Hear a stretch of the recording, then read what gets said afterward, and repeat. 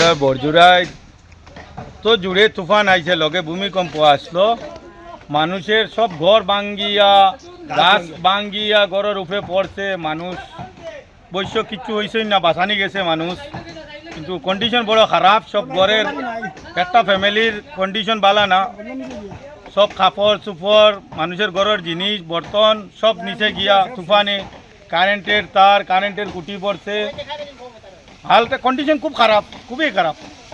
আর যেত দোকান, ওই দেখো দোকানের উপরে গাছ পড়ছে, পড়িয়া সব মাল উল সব তুফানে উড়াইয়া লইয়া গেছে গিয়া, সব টিন চাল উল নাই, অত বড় গাছ পড়ছে, মানুষ বাঁচিছ ওটাও আল্লাহর গেছে শুক্রিয়া। গ্রাম বরজুরাই পুরা গ্রাম লুসকান, সবের ঘর বাড়ি দোকান বেতকান্দি বরজুরাই পুরা এটা মানে কিতা কইতাম, দেখো অবস্থা নাই, পুরা এটা কুটি কারেন্টের কুটি গাছ দোকান ঘর সব খারাপ, সব শেষ।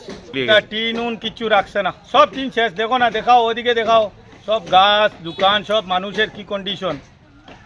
ওই তো এখানে একটা এই দেখো একটা ঘরের মধ্যে মানুষ বর্তমানে যে খাড়া হইবার মতো একটা কাপড় নাই, একটা কিচ্ছু নাই, ঘরের ভিতরে কিচ্ছু রয়েছে না, ঘরের উপরে গাছ ভাঙ্গিছে তো ভাঙ্গিছে শেষ, ঘরের উপরে পড়িয়া মানুষ বাঁচিছেন, কাপড় চোপড় কিচ্ছু রয়েছে না, কন্ডিশন খুবই খারাপ। করলে দেখলে ভালো হইব। গরিব জনের কাছে আমরা দাবি জানাইলাম এটা, প্রশাসনে যদি একটু দেখে না তো কীরকম হইব।